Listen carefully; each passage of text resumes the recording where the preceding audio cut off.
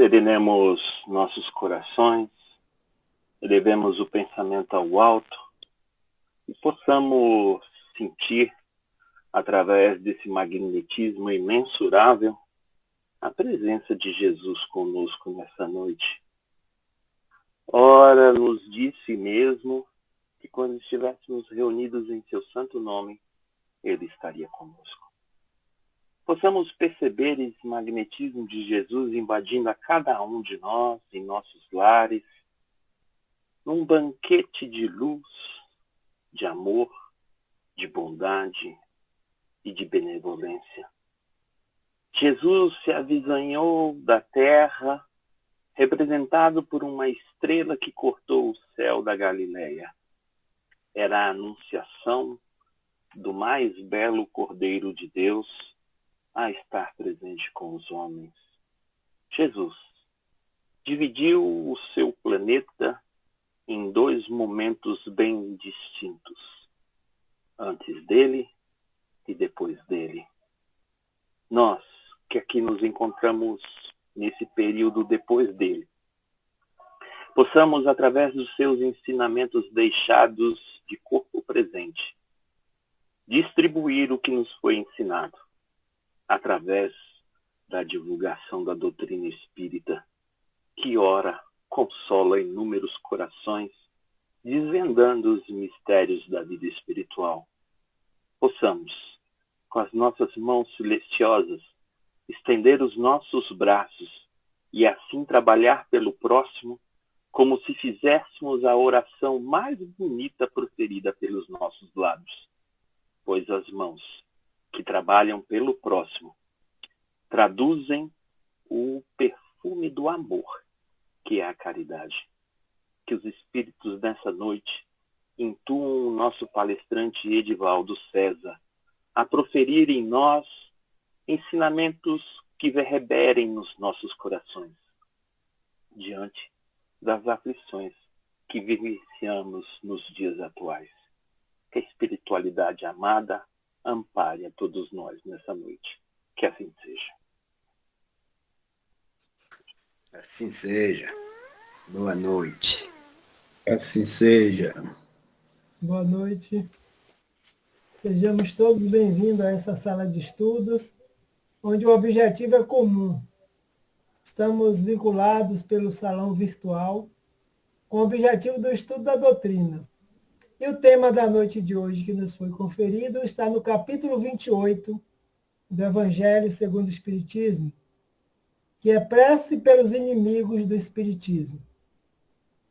Então, todos nós que aqui estamos sabemos já de antemão dos objetivos e do significado de uma prece.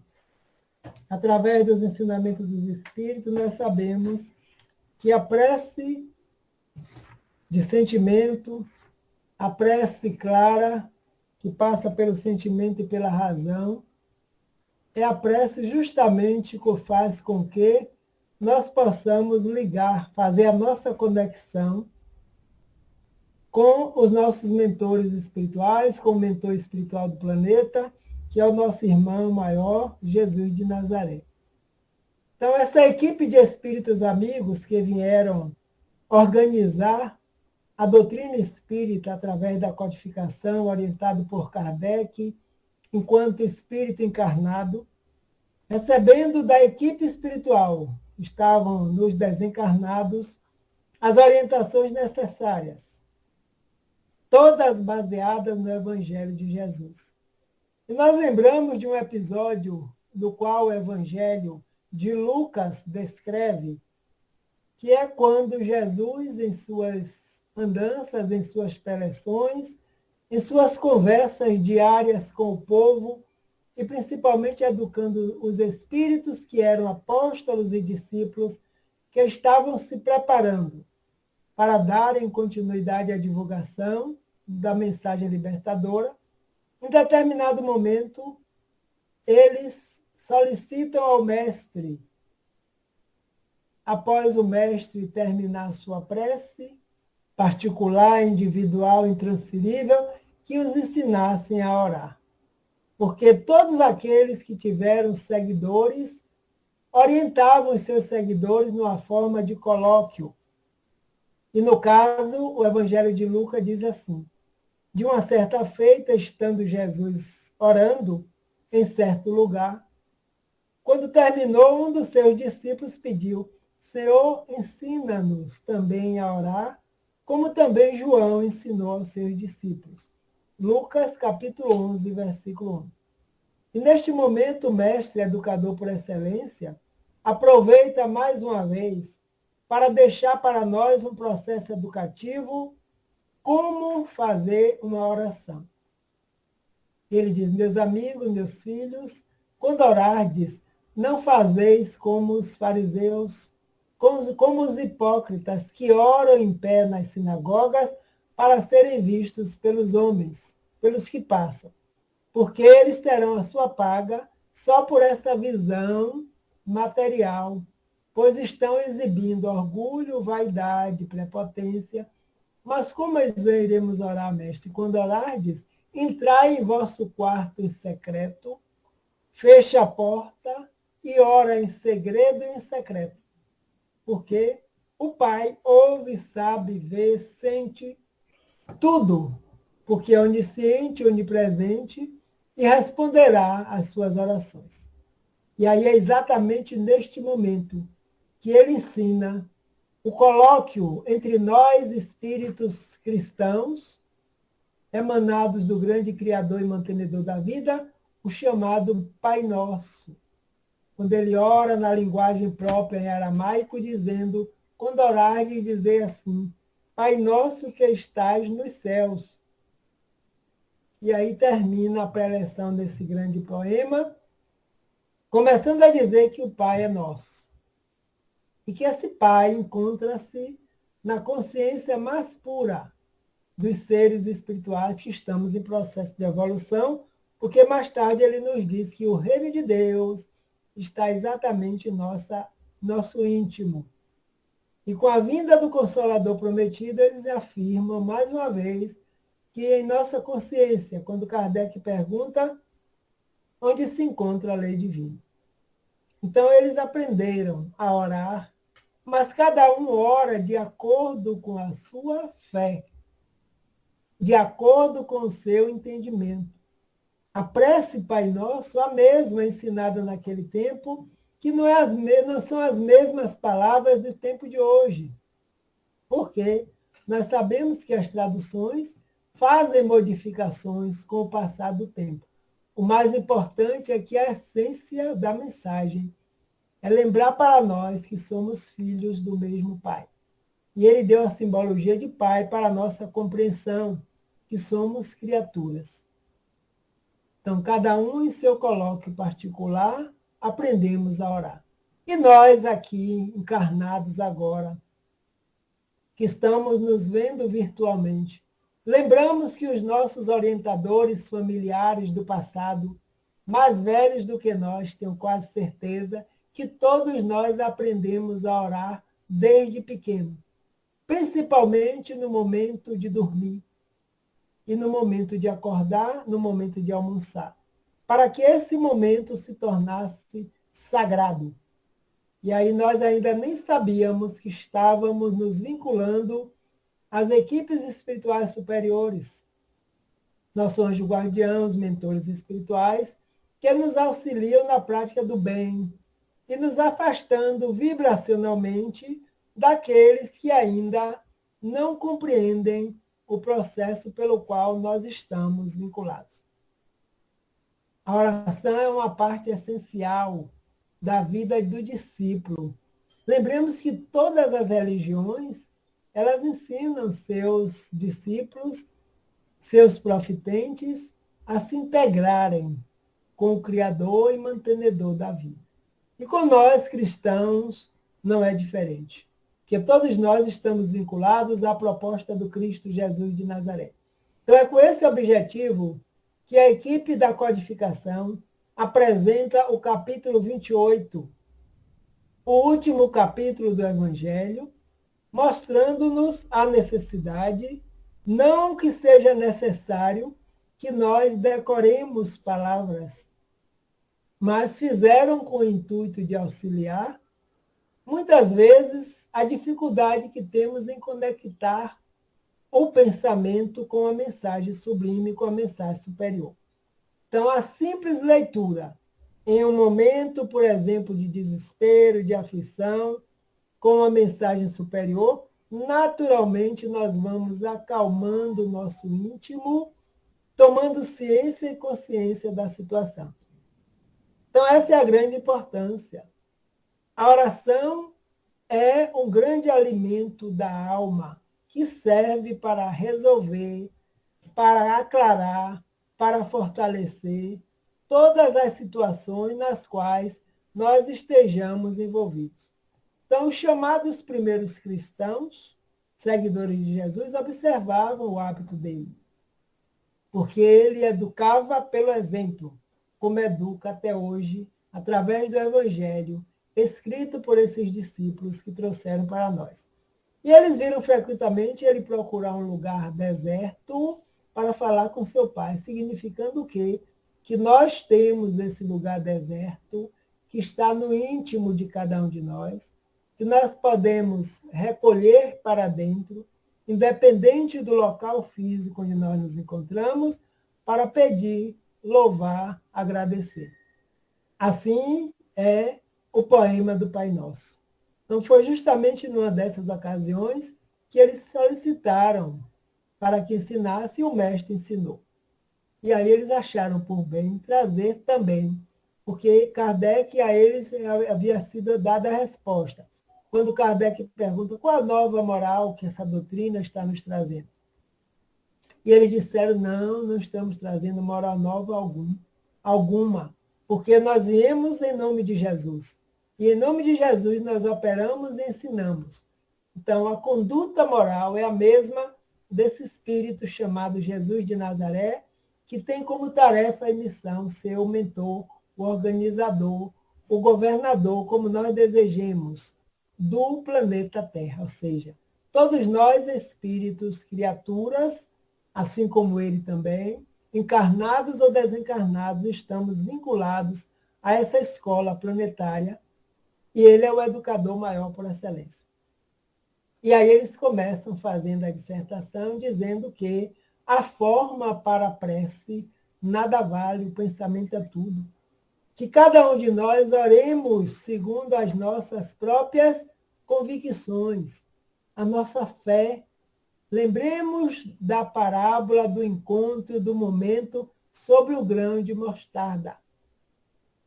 Quando ele disse aos discípulos, quando tiverdes fé, do tamanho de um grão de mostarda que seja, podereis remover montanhas através da fé. Porque a fé é uma alavanca motora, a qual todos nós possuímos. Quando ele compara com o grão de mostarda, está lembrando da simplicidade da ignorância com a qual nós somos criados pelo mantenedor da vida, mas dotado de todas as potencialidades para irmos desenvolvendo. Então, um bom pensamento, muitas vezes, vale muito mais do que um grande número de palavras, com as quais nada tem a ver o coração, ou seja, o sentimento. Então, nós já sabemos disso. O Pai Nosso é o poema mais lindo, porque foi ensinado pelo próprio Mestre. Mas quantas vezes nós, inadvertidamente, colocamos a pena dos lábios para fora? Não passa pelo sentimento e nem pela razão, para que haja conexão. E lembremos que quando nós oramos o Pai Nosso como outra prece, nós estamos conversando com o nosso Pai. Alguns de vocês já devem ter lido sobre o Pai Nosso meditado. Quando a criatura começa, Pai Nosso que estás no céu, e ouve uma voz dizendo, sim, estou aqui, você me chamou. E a pessoa diz, não, eu não chamei ninguém, eu estou apenas orando porque é o meu hábito ao levantar. Mas você me chamou. E aí, chamei, sim, mas continue a sua prece. Santificado seja o vosso nome. O que quer dizer santificado?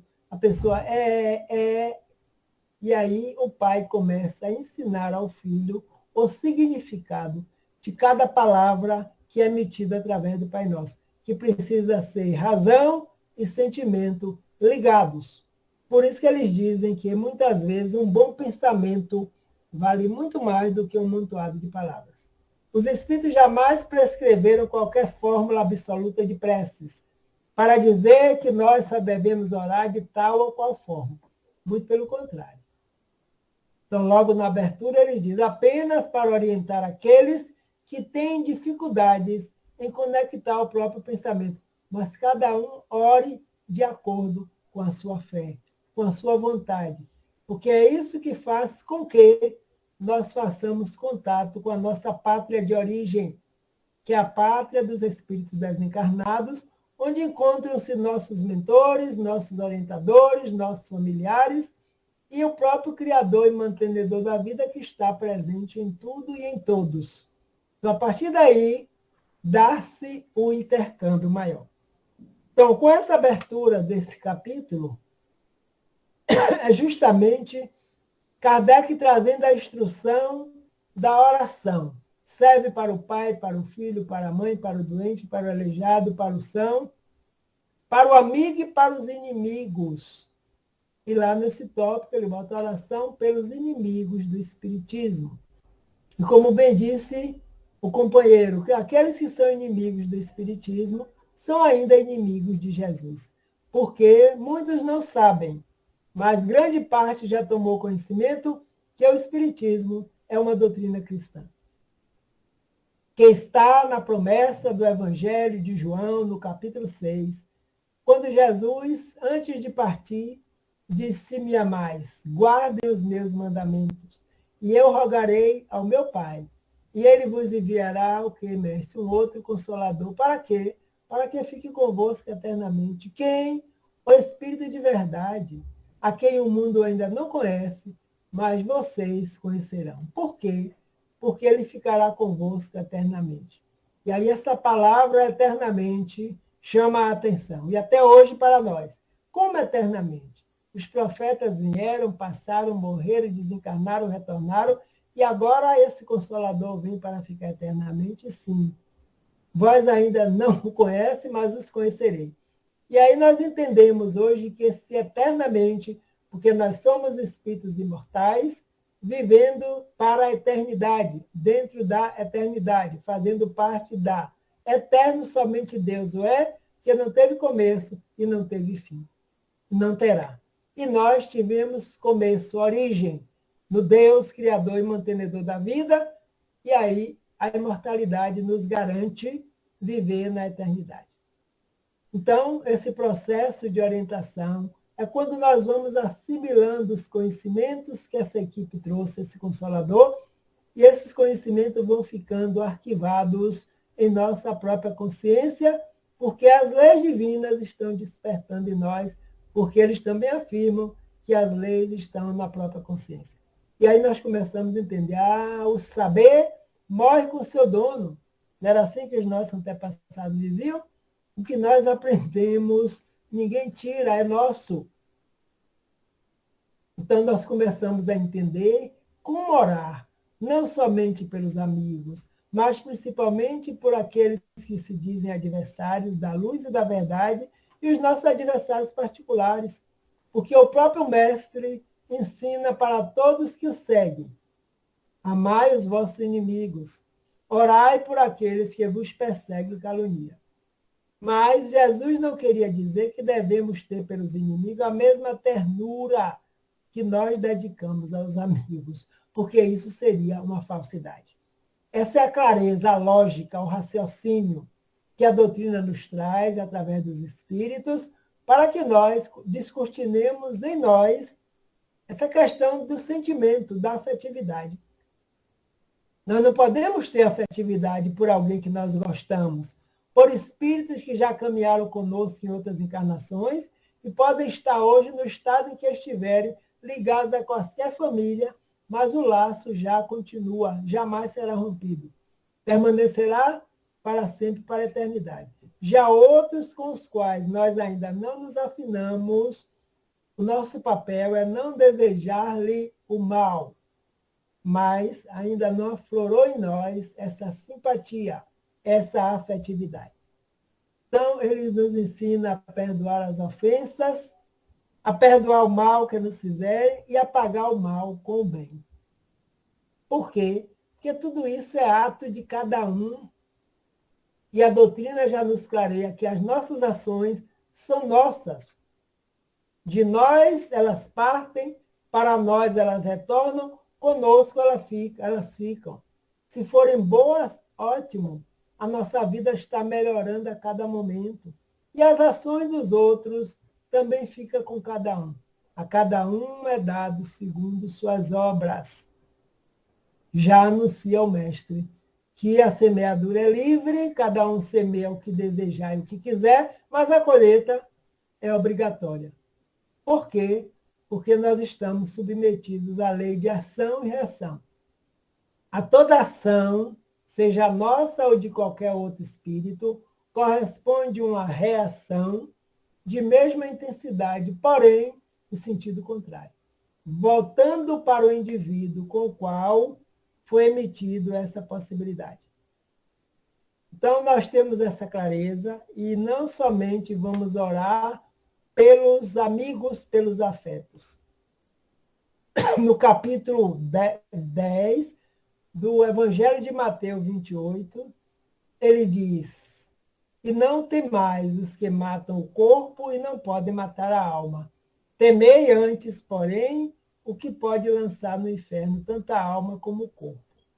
Então, o sentido figurado de lançar no inferno é o sofrimento que é gerado pelo ser que ainda pratica o mal. Mas que nós não temamos aqueles que matam o corpo e não podem matar a alma. O próprio exemplo é o Mestre Jesus de Nazaré. Quando seus adversários, seus inimigos, cumpriram a lei da época, crucificando-o, tendo ele como revolucionário, como enganador, mas somente o corpo foi veiculado, perdido os fluidos, para que o espírito retornasse ao plano espiritual. Até hoje ainda é assim, será sempre assim. Porque nós, seres espirituais, em processo de evolução, somos imortais. Trago aqui o caso do livre pensador. Livre pensador, aqueles seres que são filósofos, que são conhecedores, que têm uma inteligência ampliada e que muitas vezes se dizem materialistas. Claro que não são todos. E nesse caso que eu li na literatura espírita, um livre pensador não admitia que a sua esposa, na época, estivesse tendo afinidade com a doutrina espírita. Uma mulher sensível, que em determinado momento começou a ler as obras espíritas, começou a frequentar um centro espírita, para entender, através das doutrinárias, do passe, dos estudos, das reflexões, os princípios fundamentais dessa doutrina, com os quais nós estamos caminhando, buscando entender cada um deles, para entender a nós próprios, porque o Espiritismo só fala de nós. Mas esse livre pensador não admitia, ele dizia: eu sou um livre pensador, não me filio a religião alguma, porque penso da melhor forma possível.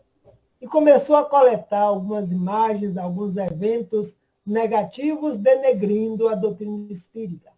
E apresenta para sua esposa, a cada dia que ele chegava em casa, fazendo com que ela, ainda no início da sua trajetória, começasse a enfraquecer o conhecimento que estava buscando, porque ela acreditava na palavra do esposo. Como livre pensador, dizia: olha aí, o espiritismo que você está buscando, as coisas negativas que está cometendo no mundo, e ela começou a acreditar e, com o tempo, começou a se afastar da doutrina. Mas, como o tempo passa para todos nós, e nós passamos no tempo, e Kardec já nos disse que tempo é a sucessão das coisas. Quantas coisas sucederam na nossa existência de agora, de 2020 e 2019 para cá, hein, amigos e amigas? E nós estamos aqui, ainda encarnados, conversando através da tecnologia, num salão virtual, pela providência divina, para que nós não perdêssemos o contato. E ela terminou se afastando, foi indo, o marido depois retornou ao plano espiritual, através de uma doença, desencarnou, voltou para o plano espiritual, os filhos começaram a tumultuar a convivência familiar, e por muito chamado dos parentes, dos amigos, dos vizinhos, fizeram com que ela retornasse novamente ao centro espírita para recarregar suas baterias, suas forças estavam sendo minadas pelos efeitos dos acontecimentos dos núcleos familiares em desarmonia. E ela começou a se reajustar novamente. Depois de muito e muito tempo de frequência ao centro espírita, as coisas começaram a adentrar no eixo, pelo trabalho que ela tinha do estudo, da dedicação, de orientar os familiares, à luz da doutrina, à luz do evangelho. E o marido no plano espiritual, como estava? Ao chegar no plano espiritual, a grande surpresa de muitos espíritos que se dizem materialistas, que combatem as doutrinas, combatem também o espiritismo, ele disse, mas eu existo, eu continuo existindo. Então não era da forma com que eu pensava, porque eu me dizia um grande pensador, um livre pensador, e pensava somente na vida, no corpo material. E assim ensinei meus filhos, e assim fiz com minha esposa. E os mentores dizem, é isso mesmo, companheiro, nós temos o livre-arbítrio. Cada um pensa da forma que quer. Mas o maior perigo é nós influenciarmos os outros para que pensem da mesma forma que nós. E ele diz, e agora, depois de tanto tempo, o que é que eu posso fazer para ajudar minha família? E eles disseram, trabalhar. Vamos trabalhar no bem, que um dia, quem sabe, você pode enviar uma comunicação a eles no centro em que eles estão frequentando. E esse dia chegou, depois de muitos anos, os mentores o orientaram. Você vai dar a mensagem, mas lembre-se, a mensagem não é somente para o seu grupo familiar. Como assim? Você vai buscar dar uma mensagem de ordem geral para todos, que possam entender o plano espiritual, que possam entender que você ainda continua existindo e deseja se comunicar. E esse dia chegou, procurou qual médium que ele tinha melhor sintonia vibratória através do perispírito para que a comunicação saísse mais clara da forma possível. E ele falou sobre a imortalidade, falou sobre a vivência no plano espiritual, falou sobre o direito que cada um tinha de pensar e de agir como bem desejasse, desde que não influenciasse os demais para estarem de acordo com o seu pensamento. E no final, ele deu o seu nome e disse que era doutor fulano de tal, que enquanto encarnado era daquela família que estava ali presente, citou o nome das pessoas, e ele se intitulava um livre pensador. A reunião foi encerrada, ele ficou feliz da vida pela comunicação que deu e solicitou aos mentores que pudessem acompanhar os familiares até em casa. Só que passou surpresa quando eles chegaram no carro, o filho chegou. E aí, mamãe, o que é que a senhora achou daquela comunicação do espírito de papai, fulano de tal? E ela disse, aquilo foi uma mistificação, um espírito mistificador. Seu pai nunca falou com tanta humildade. Seu pai, lembre-se, ele era um grande e livre pensador. Pensava de forma completamente diferente. Como é que agora ele traria esses princípios aos quais ele nunca aderiu? Então, para ele, foi uma grande decepção. Como nós dizemos aqui no popular, foi jogar um balde de água fria. E ele começou a chorar junto ao orientador que o acompanhava e disse, é isso mesmo, meu filho, tenha paciência, tenha calma. Preste atenção ao que você plantou no passado. Agora você está colhendo. Você plantou a descrença, você era um inimigo da doutrina e não queria que a sua família se aproximasse desta doutrina que hoje você sabe que ela é verdadeira, porque o espírito não desaparece jamais do universo. O que eu posso fazer para ajudar? Continue trabalhando. Continue tendo fé, confiança na misericórdia, que um dia, com certeza, você verá a sua família caminhando e você ajudando. Então, quantos inimigos tiveram Jesus enquanto encarnado? Encarnados, desencarnados. Quantos inimigos tem a doutrina ainda daqueles que não concordam? Nós vemos hoje ainda, infelizmente, pessoas que aderem a uma determinada religião e apedrejam os monumentos de outras, e como se estivessem defendendo Deus por privilégios de religiões. E graças a Deus, através dessa doutrina que nós estudamos, nós sabemos que todos temos a liberdade de pensar. E a liberdade de pensar é inviolável. Compreende também a liberdade de consciência. A nossa consciência, ninguém interfere. O nosso pensar, ninguém interfere. Kardec pergunta aos espíritos, aonde é que o homem ou a mulher encarnado é livre? E eles dizem, no pensamento. Porque cada um de nós pensamos e agimos da forma como desejamos. E os outros que convivem conosco não conhecem a nossa forma de pensar. Então, lançar o anátema, pedrada, contra os que não pensam como nós, é reclamar essa liberdade para nós. E recusá-la aos outros é violar o primeiro mandamento de Jesus, que é a da caridade e do amor ao próximo.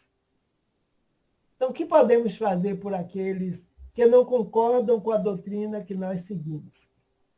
Quantos conflitos, às vezes, acontecem nos lares?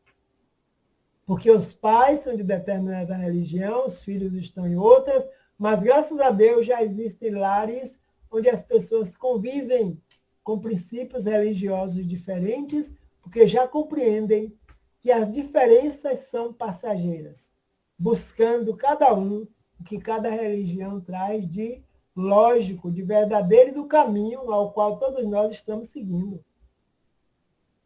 Então, inimigos do Espiritismo existem em todos os campos.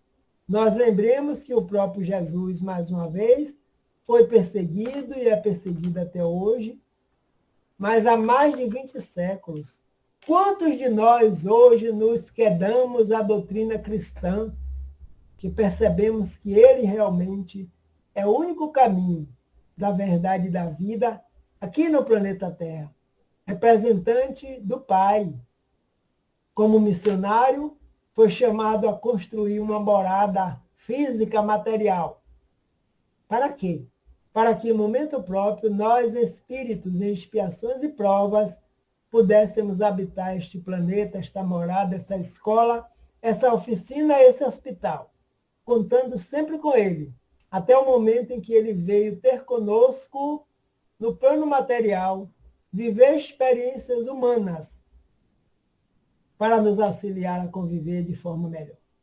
Estamos nós aqui em dezembro, mais uma vez, nos aproximando da data que achou por bem a cristandade, para que nós pudéssemos celebrar o maior presente que nós já recebemos na Terra, hoje com a outra consciência, que ele é o aniversariante, ele é o presente que o Pai nos enviou para que nos oriente e para que faça com que nós retornemos ao Pai sábios, justos, amorosos e purificados. Através de quê? Das diversas encarnações. Mas quem sabe se nós também já não fomos contrários a determinadas religiões. E hoje nós aderimos à doutrina. E aqueles que estão ligados a nós, muitas vezes, ainda não gostam da maneira com a qual nós estamos vivendo hoje. Mas nós temos que mostrar para eles, através do esclarecimento, através das mudanças vibratórias em nós, que nós estamos no caminho certo, por escolha própria, individual de cada um. Alguns foram por necessidade, por doença, por desespero, por desarmonia, outros pela curiosidade, outros pelo interesse, outros por gostar de estudar. Eu sei que estamos todos nós vinculados a essa doutrina. E cada vez mais as pessoas buscando. Então, continua nesse texto a dizer o seguinte: perseguir os outros pela crença que professam é atentar contra o mais sagrado direito do homem. Qual é esse direito? O direito de crer no que lhe convém, adorando a Deus como lhe parece melhor. Constrangê-los à prática de atos exteriores semelhantes aos nossos é mostrar que nós nos apegamos mais à forma do que à essência, mais às aparências do que à convicção. O direito de crer, ou não crer também, é do homem, é do espírito. E Deus nos concede esse direito para que nós possamos caminhar a nossa vida. Então não podemos impor que o filho, a filha, a esposa, o esposo, o pai, creiam da mesma forma que nós cremos, não. Cada um crê de acordo com a sua necessidade. E alguém já disse, um grande filósofo, que as religiões aqui no planeta Terra podem ser consideradas como um grande espelho de luz, que despencou do alto das mãos do Criador, caiu na terra, espatifou-se em milhões de pedacinhos. E cada indivíduo que habita a terra escolheu um pedacinho daquele, porque cada pedacinho continua refletindo a luz, a verdade e o caminho que cada um deve seguir. Quantas religiões nós temos no mundo? Umas vivendo em harmonia, outras vivendo ainda em conflitos. Nós aqui no Brasil, com vários segmentos religiosos, alguns, pela quantidade de religiões, bem poucos, muitas vezes mais fanáticos do que crentes, desarmonizados emocionalmente, que agridem uns aos outros, como se a minha fosse melhor do que a do outro. Então, essa clareza, amigos e amigas, que a doutrina nos dá, que o Evangelho, segundo o Espiritismo, nos dá, principalmente no capítulo 28, quando eles nos orientam prece para todos. E essa é especial. Então, esse espelho que está nos iluminando está em nossas mãos. Então, nesse caso, é ter mais aparência pela forma do que pela convicção, quando nós desejamos convencer o outro. Muitas vezes de algo que nós ainda nem nos convencemos. Quantas vezes as pessoas dizem, eu conheço Adenal Novaes, Adenal Marcos, vocês devem conhecer, ele dizia para nós lá no Instituto que antes da gente convidar alguém para fazer parte da doutrina, que nós perguntássemos a nós próprios, o que a doutrina tem feito por mim? O que é que eu tenho permitido que a doutrina faça por mim? Essa é a melhor pergunta. E quando nós descobríssemos essa resposta, aí sim, poderíamos dizer para as pessoas que desejassem, que quisessem, que viessem dialogar conosco. Mas impor jamais. Os inimigos de hoje, um dia, se tornarão amigos. Amigos do Cristo. Lembremos de Paulo, de Saulo de Tarso na época, o grande doutor da lei. Ele tinha o direito de crer na lei antiga e era um grande missionário romano defendendo essa lei para poder fazer com que ela se cumprisse. E assim o fez quando soube que existia um espírito chamado Jesus de Nazaré, a quem as criaturas estavam adorando como se fosse o próprio Deus, trazendo outros ensinamentos que as leis não admitiam. Então, através da violência, através da busca de prender os cristãos, ele toma nas mãos as rédeas diretoras das autoridades. Para quê?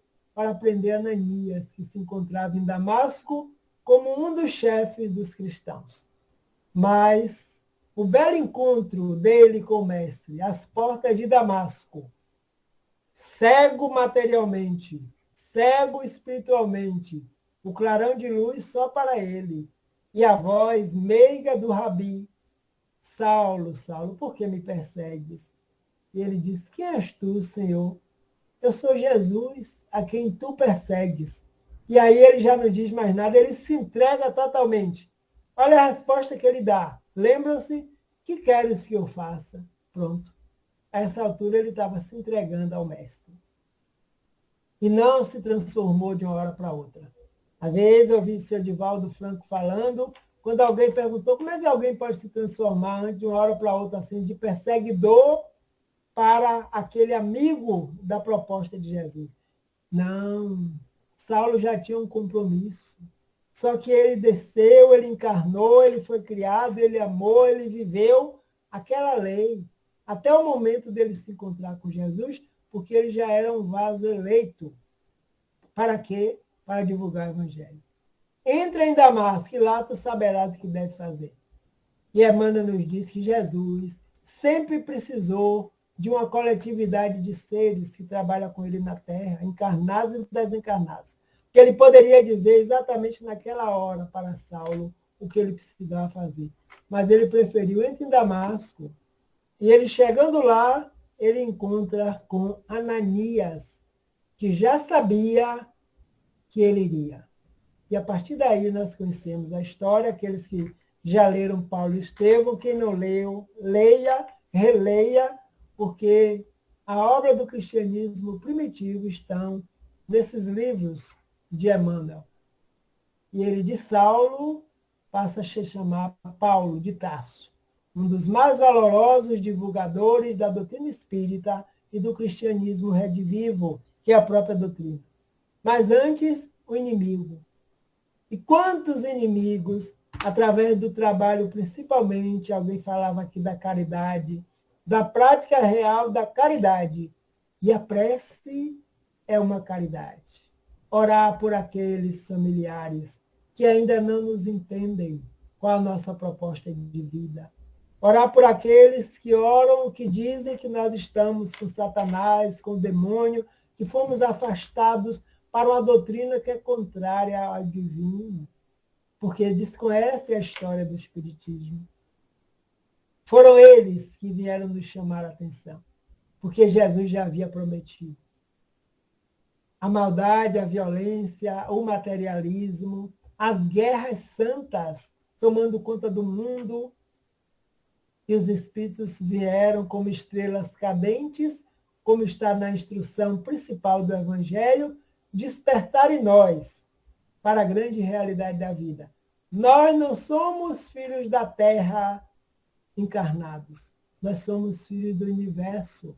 Estaremos em qualquer lugar, em qualquer parte, encarnado ou desencarnado. A abjuração forçada jamais produziu a fé. Só pode fazer seres hipócritas. É um abuso da força material, que não prova a verdade, porque a verdade é segura de si mesma. Convence e não persegue, porque não tem necessidade de fazê-lo. Cada um vai se convencendo pelo próprio tempo, pela própria vontade, pelo querer. Quantos de nós buscamos a doutrina para responder os questionamentos que nós tínhamos? Mas no passado nós não sabemos se era assim. Claro que tem aqueles que ainda perseguem hoje, nós sabemos, que trabalham contra, mas a força do bem é maior porque o bem é divino. E o bem está na natureza do espírito, seja ele a favor ou seja contra, porque o bem faz parte da obra da criação. E nós, criados simples e ignorantes, estamos desenvolvendo esse bem em nós, esse amor em nós que faz parte da nossa vida. A doutrina espírita é uma opinião, é uma crença. Fosse mesmo a religião, porque não teriam os seus adeptos a liberdade de se dizerem espíritas, como a têm os católicos, os judeus e os protestantes, os partidários desta ou daquela doutrina filosófica, deste ou daquele sistema econômico. Está lá no Evangelho segundo o Espiritismo, esse texto. É uma opinião, uma crença, parte científica, filosófica, moral, religiosa, e por que não? Os espíritas também já fomos perseguidos no passado. Nós lembramos das obras de Kardec que foram queimadas por aqueles que eram contrários. Hoje, nós estamos no outro patamar. Porque a humanidade inteira está buscando respeito, clareza, não só pelas suas religiões, como pela forma de viver de cada um, desde que essa forma de viver não atrapalhe a vida do próximo, não traga o mal e nem traga a violência. Então, a crença pode ser falsa ou verdadeira. Se for falsa, cairá por si mesmo, porque o erro não pode prevalecer contra a verdade. Quando a luz se faz nas inteligências, se é verdadeira, a perseguição não se tornará falsa. Então, a luz da razão, diz que a fé raciocinada, a fé ao qual os espíritos estão ligados, precisa ser utilizado de maneira que ela seja fé em qualquer época da humanidade. É como diz Kardec. E aí nós propalamos muito dizendo pela fé raciocinada, porque cada um raciocina de uma forma. Por isso que nós fazemos parte dos grupos de estudos, porque cada pessoa dá sua opinião individual e própria. E a partir daí, cada um vai contribuir com o crescimento do outro. Então, a prece, em qualquer momento que seja, ela sempre será bem-vinda. A perseguição ao cristianismo, a razão das perseguições ao espiritismo na atualidade, com a diferença de que o cristianismo foi perseguido pelos pagãos e o espiritismo é perseguido pelos cristãos. Então, vários cristãos de outras denominações perseguiram a doutrina, como perseguem até hoje, dizendo que é uma questão demoníaca, como fez o livre pensador. O tempo das perseguições sanguinárias já passou, é verdade. Mas hoje não matam o corpo, torturam a alma. Então, a prece é o grande benefício que nós podemos dirigir ao Mestre em favor daqueles que são contrários, que perseguem. E o próprio Mestre já diz, bem-aventurados sejam aqueles que são perseguidos, porque sofrem perseguição pela justiça, deles é o reino dos céus. Porque já perceberam que estão trabalhando para descobrir em si mesmo o reino dos céus. Estamos em expiações e provas ainda, nós, os espíritos. O planeta material está evoluindo pela lei do progresso. Não tem mais os que matam o corpo, mas não podem matar a alma. E ele acrescenta no Evangelho, amai os vossos inimigos, fazei o bem aos que vos fazem mal, e orai por aqueles que vos perseguem. Orar. Solicitar a intervenção dos mentores espirituais por aqueles que se dizem inimigos da luz e da verdade. E praticar o bem, praticar a luz, praticar a verdade, praticar a caridade, porque essa caridade, mais cedo ou mais tarde, alcança aquele indivíduo que estava ontem como perseguidor e passa a ser um grande aliado, porque está vendo que o bem está prosperando. Finalizando, lembremos do caso do irmão Divaldo Franco, perseguido por um espírito há muito tempo ligado a ele, antes dele aderir à doutrina, e esse espírito sempre se lhe apresentava com o objetivo de trazer alguns transtornos, até o dia em que, pela prática das leis divinas, é colocado na porta da mansão do caminho um bebê numa caixa de papelão, uma menina negra, quase comida pelas formigas, e que chegaram a dizer, tio Di, tem mais um na porta. Ele disse, bota para dentro. Se Jesus mandou, é porque tem lugar. E a criança entrou. E a criança foi cuidada. E a criança começou a ser educada, até o dia que aquele espírito disse, agora eu vou ver, vou dar um tempo de perseguir ao Senhor para ver se o Senhor realmente mudou de vida. Ele disse, por quê? Sabe quem é esse espírito que o Senhor está recebendo aí? Esse espírito foi minha mãe. Na encarnação passada, que agora reencarnou, está nessa condição, e o Senhor aceitou, botou para dentro. Saiu do campo vibracional mediúnico de Divaldo por muito tempo, mais de 10 anos. E Divaldo conta que a menina era sapeca. Quando ele ia para dar uma palmadinha na menina, ele lembrava do espírito. E depois de muito tempo, 14, 15 anos, esse espírito voltou, se apresentou a ele e disse, realmente... A prática da caridade fez com que agora eu visse que esse trabalho é um trabalho do bem. Como eu posso aprender a fazer o bem? E Divaldo diz, permaneça aí na equipe de Dona Joana de Ângeles e você vai aprender a fazer o bem. Porque fazer o bem faz bem. O inimigo de ontem foi feito o amigo de hoje. Muita paz, que Jesus nos abençoe. Uma boa noite. Ok, obrigado, Edivaldo. Obrigado, professor, por essas palavras, essas reflexões. Professor, vamos abrir agora para as perguntas, né? Nós temos aí mais 20 minutos.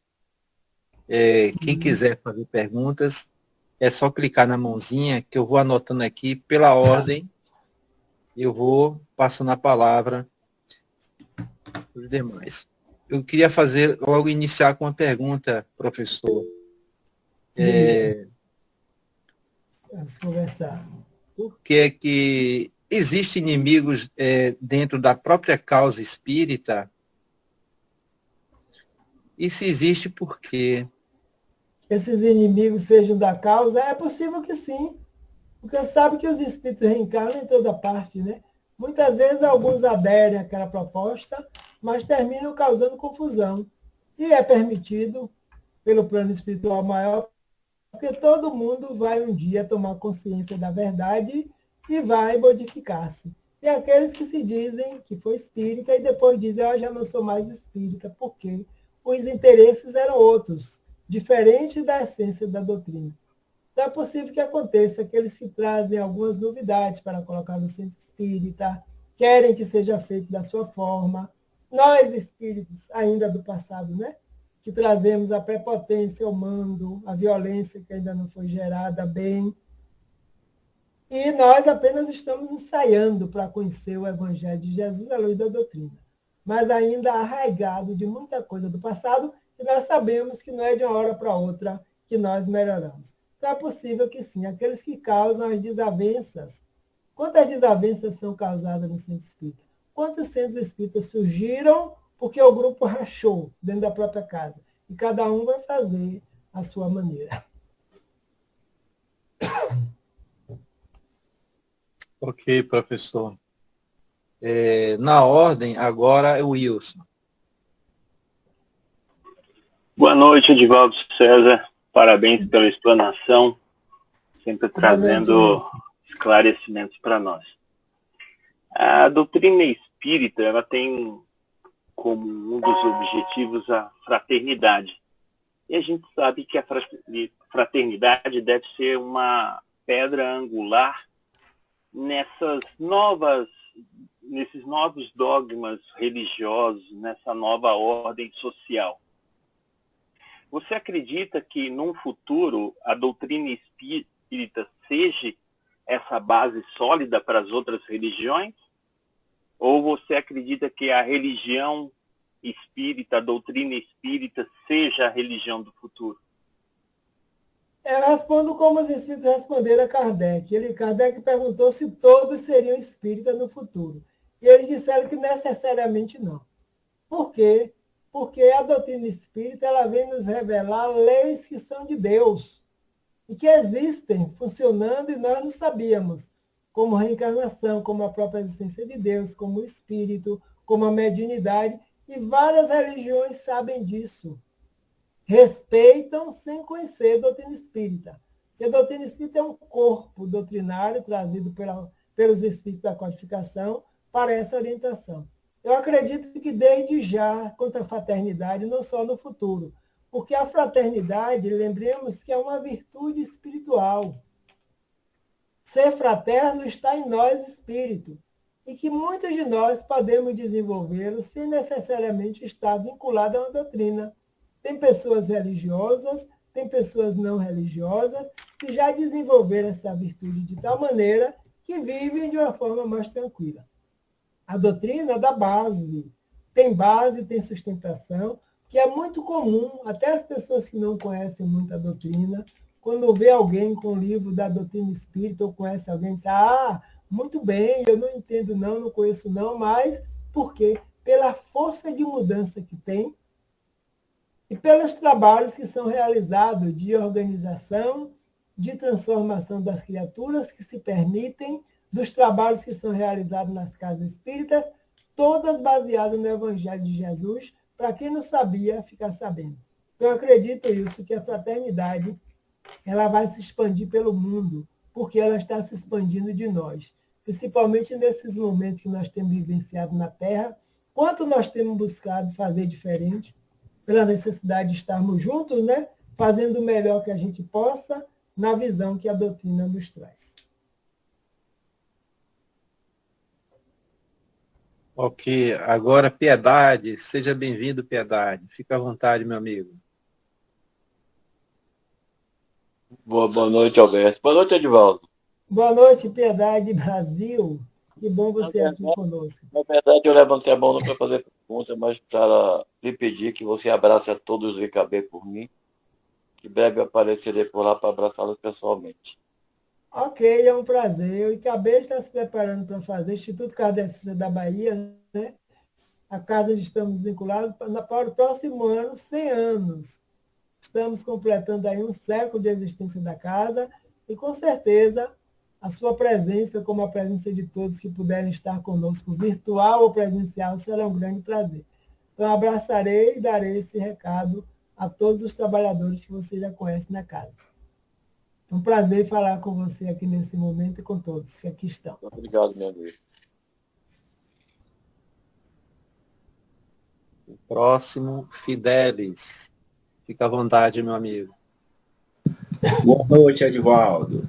Boa noite, Fidelis Lima. Como está? Prazer. Tudo bem, tudo bem. Belíssima reflexão sobre os inimigos do Espiritismo, que temos muito, né? E eu quero saber, na sua opinião, como saber se a pessoa que está com problema espiritual, como saber se a pessoa está com problemas espirituais? Olha, eu acho que pelo próprio comportamento dessa pessoa, a gente vai saber.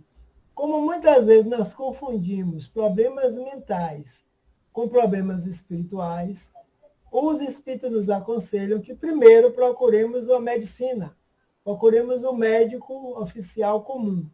E ele vai buscar os recursos necessários e, com o tempo, com acompanhamento, com orientação, muitas vezes podemos até buscar orientação dentro da casa espírita onde nós trabalhamos, levando o nome dessa pessoa, endereço, para que venha uma orientação espiritual para que nós que muitas vezes nós fundimos muito. O comportamento humano, nós pensamos logo em influência espiritual. E às vezes não é influência espiritual externa, é a influência do próprio espírito que está passando por algum problema, por alguma dificuldade. Então é assim que eu vejo, viu, Fidelis? Observação, orientação e busca. Beleza, é isso mesmo. Tranquilo. Agora nós temos Agenor. Agenor, fica à vontade, meu amigo. Boa noite, meu amigo Edivaldo. Boa noite, Agenor. Prazer falar com você. Prazer todo nosso, e meu em especial de ter esse professor que nos ajudou muito nesse curso básico aqui em Santa Amaro. Santa Amaro. Satisfação imensa, né? Hoje eu estou residindo em Miguel Calmon, mas estou junto nessa sala aprendendo. Edivaldo, a gente tem os inimigos externos, mas a gente ainda não curou os internos. Então, eu acho que nós somos ter a preocupação de buscarmos, como diz Joana de Ângeles, a ter mais preocupação com esses inimigos que retardam o movimento espírita que cada um de nós estamos carregando, como você deu a resposta anterior a respeito, que no movimento espírita, como o próprio Kardec diz na Revista Espírita, que o maior inimigo somos nós mesmos, somos nossos pais. O que é que você me diz a respeito dessa colocação? Com certeza, Agenor. Parabéns, viu, pelo trabalho. Ok, obrigado. Fico feliz por isso. Ainda existem os inimigos externos porque existem os internos. Orgulho, vaidade, prepotência, egoísmo, que é uma chaga da sociedade. Quando nós chegamos em determinados lugares, é bem possível que a gente queira que as coisas sejam feitas conforme a nossa visão. Então, naturalmente, se tiver um desencarnado ou encarnado que se afine com essa nossa maneira, claro que vai haver uma sintonia. Então, reconcilia-te sem demora com os teus adversários, enquanto estás a caminho com eles. Quando nós falamos assim, pensamos logo no personagem. Mas você está corretíssimo. Os adversários que estão caminhando conosco, eles estão aqui em nós. E nós estamos tentando trazer os amigos, a humildade, a bondade, a caridade, a benevolência, para poder fazer parte desse conjunto, e aí os inimigos vão se transformando, internos e externos. Porque nós só vamos pensar diferente, agir diferente, vibrar diferente, nós não vamos atrair ninguém que embarace a nossa vida, nem encarnado, nem desencarnado. A proposta é por aí. A reforma íntima, a mudança de atitudes em todos os processos da nossa vida. Ok? Ok, professor. Ok, meu irmão, obrigado. Rose, é você, minha amiga, fica à vontade. Boa noite, tudo bom, seu Edvaldo? Boa noite, Rose. Como vai você? Tudo bem, graças a Deus. Estou indo como Deus está permitindo. Isso. É uma satisfação em ouvir a palavra, né? Eu frequentei esse espírita há mais de 20 anos. Foi na minha gravidez da minha primeira filha. E um tempo, muito tempo afastada, mas eu nunca me desvencilhei do espiritismo. Não conheço muito, mas eu tenho um pouco de conhecimento, li algumas coisas. E a minha pergunta é o seguinte, se essa meu afastamento do centro espírita, e agora por eu estar passando por um momento difícil, que foi a perda do meu marido, está me aproximando novamente de uma maneira mais, como que eu posso dizer, me aproximando mais,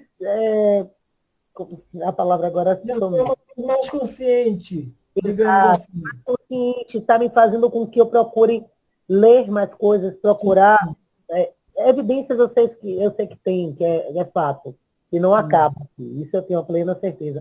Mas o que mais me motivou a voltar a frequentar novamente a doutrina espírita foi a perda do meu falecido marido. Uhum. Vou perguntar ao senhor se isso causa algum tipo de... A visão, né, de algumas pessoas, não sei, até mesmo nos próprios espíritas, se isso é uma questão ruim, que eu realmente estou precisando de ajuda, né? E eu queria saber, senhor, se isso é uma coisa, não seja uma coisa boa, por eu ter voltado, pelo fato de eu estar precisando de ajuda, né, e querer ajudar ele a seguir no caminho da luz, com orações, e com pessoas como o senhor, como os outros, me auxiliarem. Pronto, você já disse tudo, porque você já sabe o caminho. Você já passou por lá, ficou 20 anos frequentando, você não ignorou os conhecimentos. Desculpa, eu frequentei há 20 anos atrás, 18 anos. Sim, sim. Então, essa frequência surtiu efeito na sua consciência e nossa consciência de espírito. Por estar afastada fisicamente, não significa dizer que você se afastou dos princípios nem do que aprendeu. Tanto que buscou o mesmo caminho para fortalecer-se e fortalecer aqueles que precisam. Perfeitamente. O caminho é por aí. Porque a prece, como você diz, você aprendeu que orar pelos desencarnados faz bem, orar por você vai fortalecendo os familiares, todos vamos retornar ao plano espiritual, essa visão a doutrina lhe deu. Então, nós precisamos, claro, quando passamos por um momento que perdemos, entre aspas, né, algum familiar que retorna antes de nós, quem tem a visão, quem tem a consciência que esse ser está em algum lugar, amparado pelos seus mentores, pelos familiares, e nós podemos ajudar ao invés de atrapalhar. Então, perfeitamente por aí. A oração que você faz, o estudo que você continue fazendo, a leitura do Evangelho que aprendeu no centro, tranquilamente, porque está sendo benefício para todos, encarnados e desencarnados. É por aí, Rose, sem nenhum problema. Viu? Obrigada. Por nada.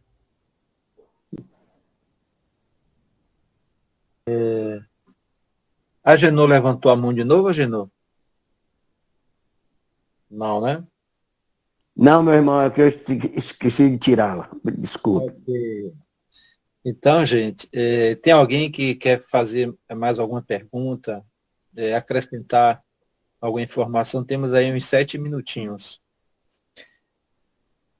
Se não tiver mais, né, a gente pede ao professor para poder fazer as suas considerações, professor. E se o senhor pode nos dar o prazer da prece final. Faço sim, com o maior prazer. Pronto. As minhas considerações é agradecer a você que aqui me convidou, né, para estar nessa sala de estudos, e sempre que for possível aqui estarei, porque eu estudo a doutrina, tentando colocar em prática seus princípios, e quanto mais eu divulgo, mais isso fica sedimentado em nossa própria consciência. Então, agradecendo a todos pela atenção e que Jesus continue fortalecendo a cada um de nós nesse propósito de seguir com Ele através dessa doutrina, que é a doutrina dos Espíritos.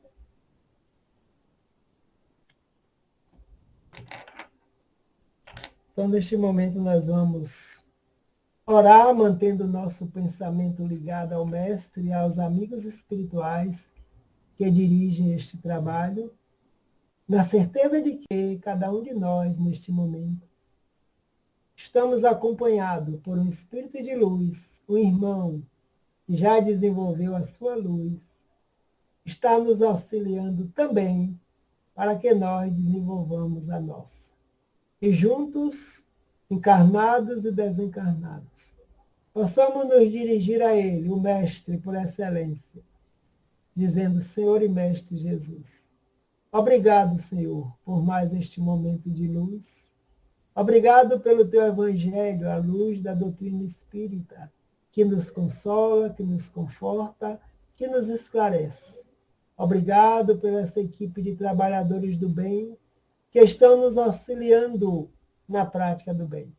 E aproveitamos esse momento para rogar que o Teu amor e a Tua luz envolva todos aqueles que ainda são contrários à doutrina espírita, nos dois planos da vida, encarnados e desencarnados.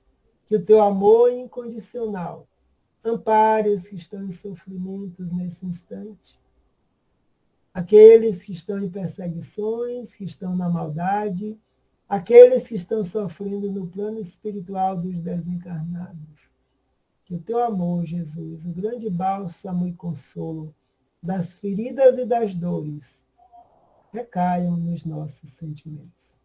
Muita paz para todos nós, que tenhamos uma boa noite, agradecidos que somos por este grande momento de luz. Jesus conosco sempre.